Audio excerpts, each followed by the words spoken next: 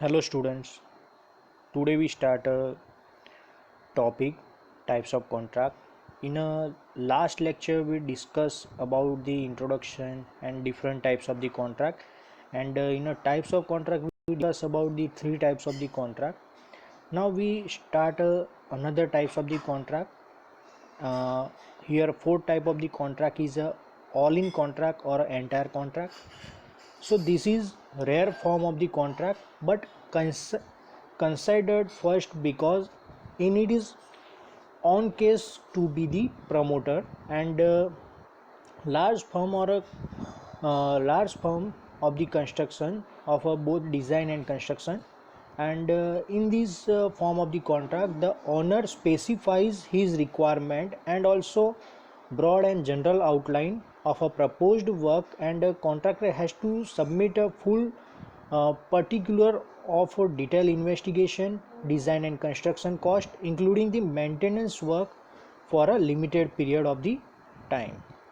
Now, in a all-in-one contract, the two parties agrees to the term and condition of the executing the project through all the above phases, and this form of the contract is suitable to some exceptional type of the work, and in a seldom adopted for a normal work. So the work most suited to this form from an industrial facilities where from are in a market with say pattern processing plants. Now another type of the contract is a labor contract. So sometime the owner is in position to purchase a required material himself, and in such a cases he invites tender only for the labor work. So only labor is required in this type of the contract. All the materials are given by the owner, and the contractor put their rates for the labor per unit of execution of the each item, and it is absolutely too necessary to state these rates include the use of the contractors plant and equipment, then after all necessary false work, third is the contractor supervision, and fourth is the contractor profit. So the overall responsibility of the work is of the contractor, and he has to arrange in such a way in a proper rates of progress in maintain for the work, and the owner has to see that necessary material are given on a site and when it's required. So in a labor contractor only labor are required and material provided by the owner. So here some of the advantages of the labor contractor is there. So here the material stored by the government are utilized, and the increase in the cost of the work is checked in spite of any rise in the price of the such a material in a market. And third advantage is that difficulty in obtaining certain material in an open market can be avoided, and thus better progress of the work with standard quality material can be maintained because all the material given by the owner. Now next is the disadvantages of the labor contract. So here there are maybe delay in obtaining the material by a department. Consequently, the contractor is required to keep himself in touch with the day-to-day position regarding the supply of material from the department, and a large storage area is required to store the different kind of the material, and constant guarding is required, and thief from the store, shortage of material, difficulty during the handling or accounting, all the material are constant worries for the department. And refund of surplus department material by a contractor is in a good condition. Wastage and demog etc are also involved in this type of the contract. Now next type of the contract is a material supply contract. So in this form of the contract, contractor have to offer their rates for a supply of required quantity of the material, inclusive all the local taxes, carriage and delivery charge, and specified store within the time limit, and in a particular area. And this type of the contract is generally used when the purchase of material which brick, stone, chips, furniture, pipes, and specially material are involved, and all the material received should be examined and counted or measured as the case may be when delivery is taken. Now refund or a surplus department refund.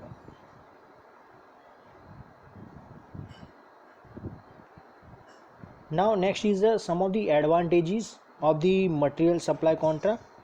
So here payment of this type of the contract can be made promptly, and so the contractor try to take the supply order even less profit, resulting low cost of material. As a supply of the material is taken through a contractor, and the department receiving the supply of material is not of worry due to loss of material, breakage, or a demurrage charge during the transit. Now here some of the disadvantages also in a material supply contract. So constant control for a quality of the materials to be received in several batches at a different time is required, and during the submission of the tender, intending contractor may form a ring to get the supply order at a higher rate. Now another type of the contract is a piecework agreement. So here piecework agreement is that where only rate are agreed upon without reference to the total quantity of the work or a time, and that involves payment of work done at a stipulated rate. And in case of the petty work value up to the 10,000 rupees, each inclusive of the cost of material may be carried out through the contractors by piece of work agreement. Now here the PW agreement contains only the description of different item of work to be done and the rate to be paid for, but does not provide the quantity of different item of work to be done and the rate to be paid for, but does not provide the quantity of different item to be executed nor the time within which work is to be completed. And detailed specification of the different item of the work to be done are however included in a PW agreement, and the total cost of the work to be done is also mentioned. Here some of the advantages of the piecework agreement. So here urgent small work may be taken up for execution without involving the tender, and considerable time is saved. And second advantage is that if the contractor delay to execute the work or uses inferior quality of material or leave the work partially complete, another contract may be engaged at any time. So these are the main advantages, and some of the disadvantages that, so for this type of the small work, approved contractor find a little interest, and such a work is entrusted to petty contract having a little experience, and no penalty clauses and no security money is kept in a PW agreement. Now another type of the contract is a cost plus percentage rate contract. So in this system contractor is paid the actual cost of the work plus an agreed percentage in addition to allow for a profit, and contractor arrange the material and labor at his cost and keep proper account, and he is paid by the department or honor the whole cost together with a certain percentage, say 10% profit as agreed upon behalf, and an agreement is prepared with all the condition of contract in advance. And in this case proper control in a purchase of the material and in a labor shall have to exercised by the department owner. And this type of the contract is generally adopted when the conditions are such that labor and material rates are liable to fluctuate. And in adopting this system is tendering no bill of quantity or a schedule of rate has to be framed, but the owner or a department should carefully define the actual cost and record exactly what is permissible in the cost of work. So here some of the advantages for cost plus percentage rate contract. So here it has the merit that contract can quickly be drawn up and agree, and also work off and all the urgent nature put in a hand complete without delay. And this type of the contract system is more suitable during the war period where urgency is required. And this type of the contract is suitable when the work cannot be executed by the owner. Type of contract at a competitive rate due to uncertainty and fluctuation in a market rate of a labor and material. So here also some of the disadvantages that cost supervision and checking of a delivery notes and invoice which is involved make it unsuitable for a works where the necessary staff is not available. And it is to the contractor's advantage to make the cost as high as possible by wasting the material and employing inefficient workmen, as the contractor takes little risk and his profit is assured. Now another type of the contract is a cost plus fixed fee contract. So in this type of the contract, the contractor is paid by the owner, and an agreement fixes a lump sum amount over and above the actual cost of the work. And these fixed fee cover overhead profit to the contractor, and the fees does not vary with the actual cost of the work as in the case of the cost plus percentage rate contract. So here some of the advantages of a cost plus fixed rate contract or a fixed fee contract. So since the fixed fee cover the contractor's profit and overhead charges, the contractor shall naturally try to complete the work speedily in order to earn his fees as soon as possible. And also here some of the uh, disadvantages of the cost plus fixed fee contract. So here this form of the tender is not popular with the contractor, despite the fact that they cannot loss on it, and the contractors have to try to complete the work as early as possible, even by the purchasing the material at a higher rate and engaging labor at a high charges, and thus the owner may lose a reasonable amount.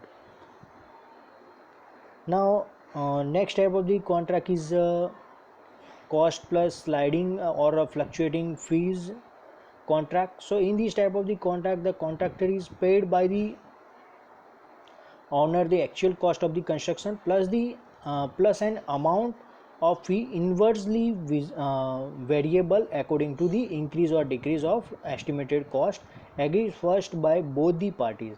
And the higher the actual cost, the lower will be the value of fee and vice versa.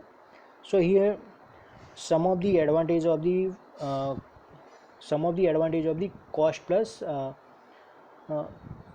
fluctuating fees contract. So here in this type of the contract, the contractor shall not try to increase the actual cost as in case of the cost plus percentage raise, or shall not be indifferent to in the case of cost plus fixed fee contract, because interest of contract is totally involved with the variation of actual cost. The actual cost is thus lower and lower, so both the owner and contractor will be benefit. This is the best of cost plus contract. And here some of the disadvantage that the estimated cost must be very accurately determined, and in case the estimate is much higher than the actual cost, due to insufficiency of the estimator, a contractor will get a more amount on the basis of saving and vice versa.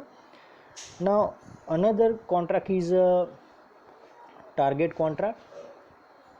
So here in this type of the contract, contractor is paid on a cost plus percentage basis of a work performed under this contract, and in addition he receive the percentage plus or minus on a saving or excess affected against the either of period agreed estimate of a total cost or a target value arrived at by measuring the work on a complete and evaluating at a period agreed rates.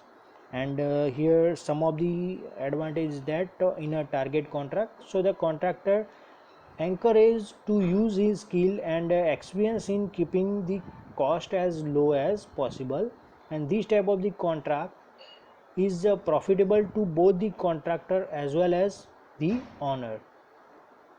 And here some of the disadvantages in a target contract is that the contractor may show higher cost of the construction, and thus he gain more amount even covering the penalty for excess expenditure. Now last type of the contract is a BOT contract. BOT means built, B means built, O means operate, and T means transfer.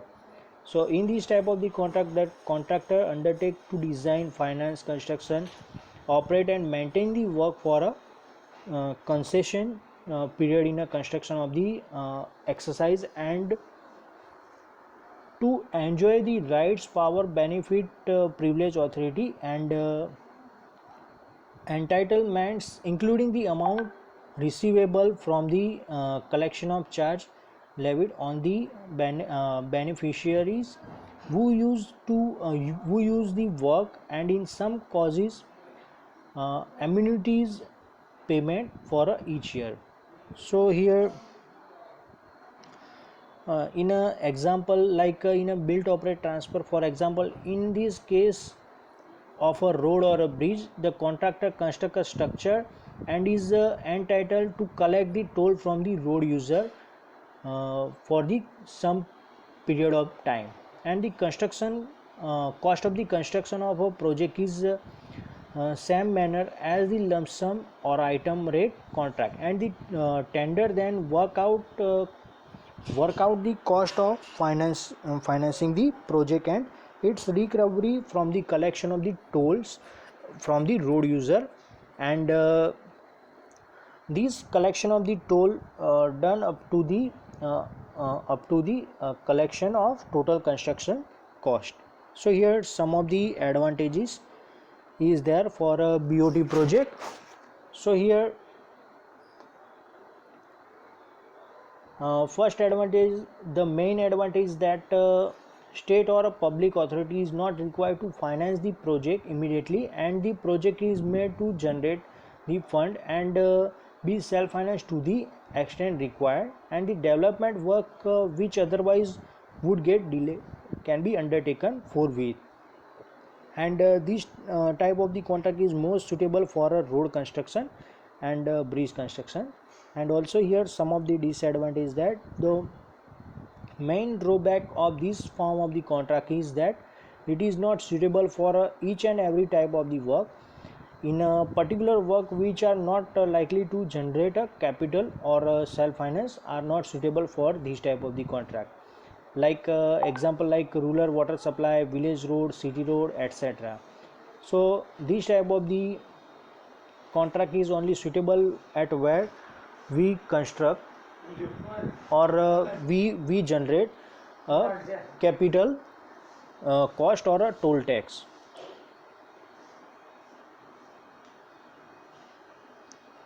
Here we complete types of the contract. Thank you.